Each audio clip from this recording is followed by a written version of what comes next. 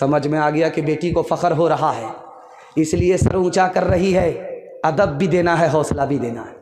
कहा कि बेटी तुमने सच कहा, उसी नबी के सदक़े में ईमान मिला, उसी नबी के सदक़े में कुरान मिला, लेकिन बेटी मुझे भी हंसी आ रही है। अब बेटी के कान खड़े हुए कि माँ को किस बात पर हंसी आ रही है?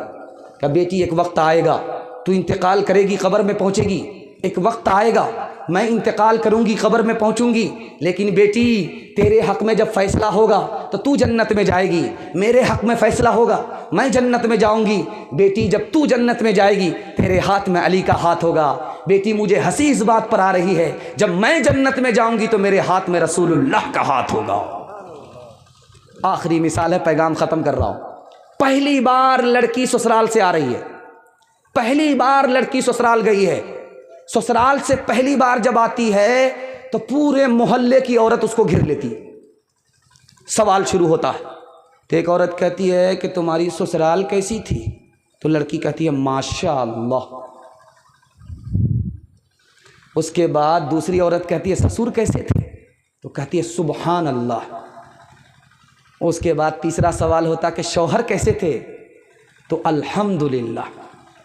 उसके बाद चौथा सवाल होता है कि बेटी सास कैसी थी?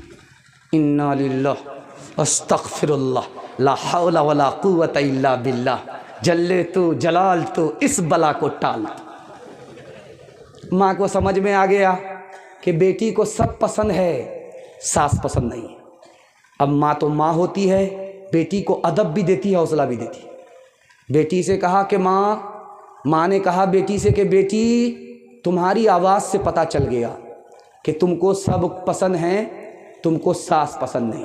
लेकिन बेटी मेरे सवाल का जवाब दो, जो तू ससुराल गई थी कौन लेकर के गई थी? अब बेटी का जवाब सुनिए।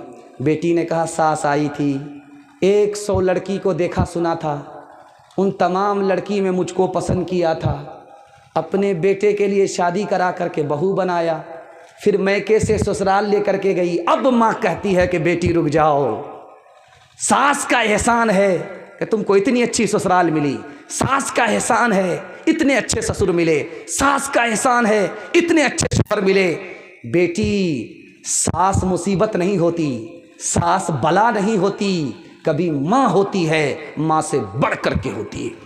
जा जा बेटी अज ससवार उठिया कह रही हो बटिया प्यार, मत रखियो सासू से बैर, फूकी फूकी के रखियो पे, रोज करियो बेटी कुरान, रोज पढ़ियो, रोज करियो ताज़ा ईमान। बेटी की तरफदारी में दामाद जेल जाएगा, हाथ उठा दीजिए, बिल्कुल सही जा रहा है। खैर, एक आदमी जल्दी से हाथ उठा करके जल्दी से देख लेता है और सर को गाड़े हुआ है कि कोई देख नहीं रहा, रात के उजाले में सब नजर आ रहा। आखिरी पैगाम 2 मिनट का, आप लोग सुनने के लिए मुकम्मल तैयार हैं? हाथ उठा दीजिए इंशाल्लाह। 2 मिनट का पैगाम सुना रहा हूँ।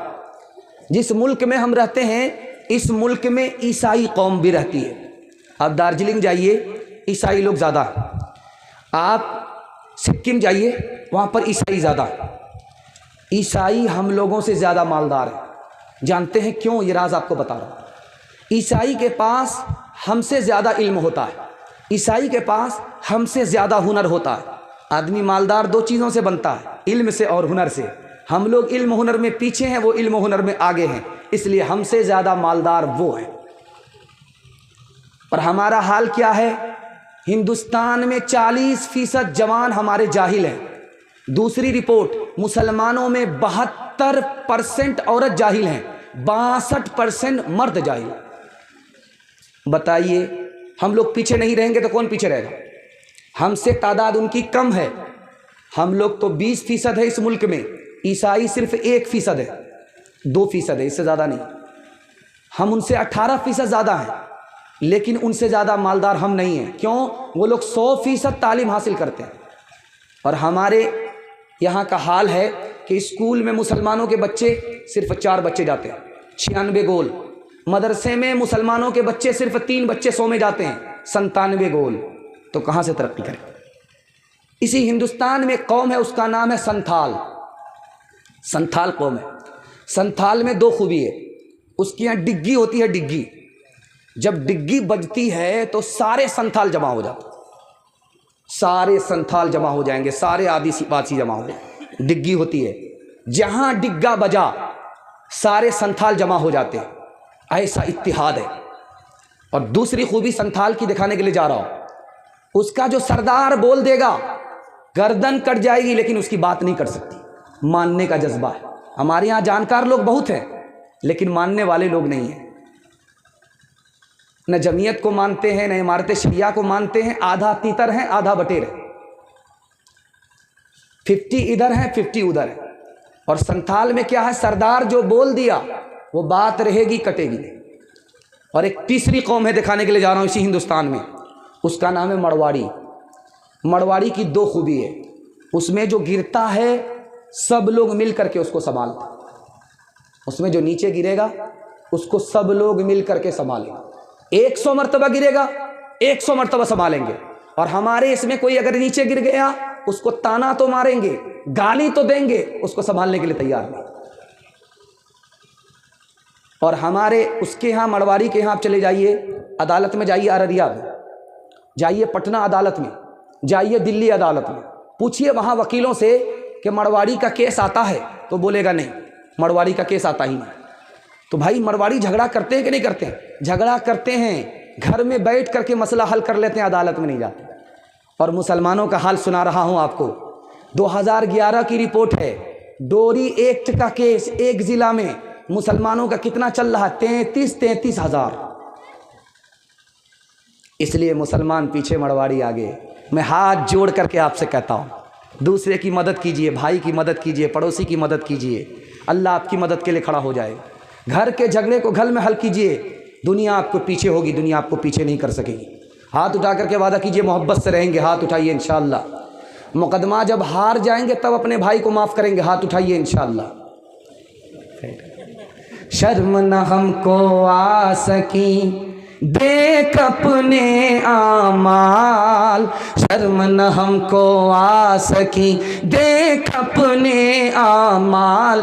कभी तो इतना सोचता, कभी तो इतना सोचता, काहे हुआ ज़वाल, काहे हुआ ज़वाल। जब से भूला मुसलमान इस्लामी तालीम, उसको दहशत गर्दी करते सब तस्लीम, करते सब तस्लीम। भूल गया मुस्लिम कहीं नबी करीम की राह, मंजिल की चाहत गई रसते हुए गुनाह, रसते हुए गुनाह। सिर्फ 2 दोहे 2 मिनट का आप लोग सुनने के लिए तैयार हैं? दोनों हाथ उठा दीजिए इंशाअल्लाह।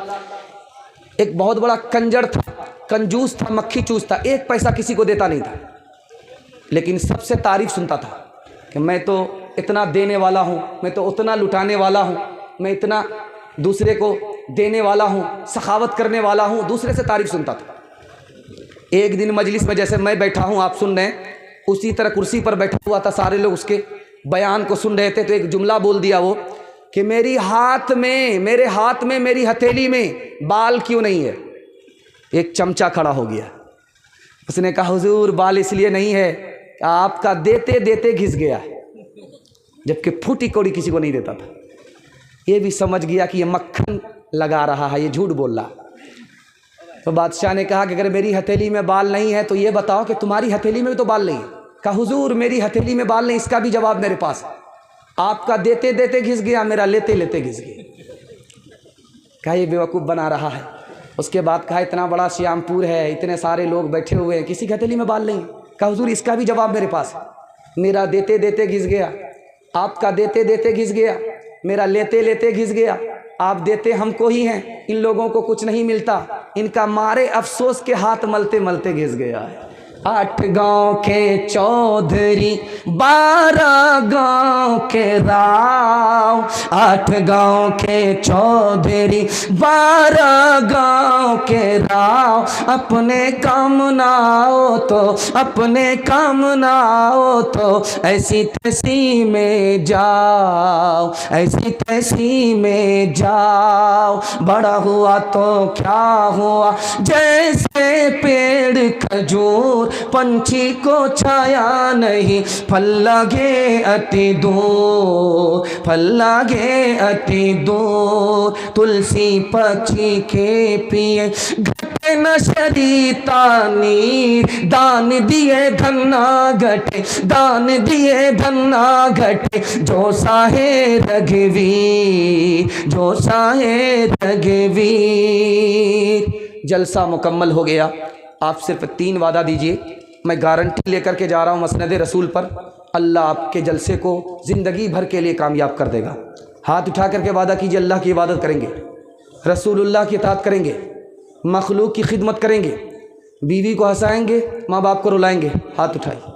न किताबों से नवाज़ों से नज़र से पैदा, दीन होता है बुज़ुर्गों की नज़र से पैदा। नहीं सीखा इन्होंने दीन रहकर शेख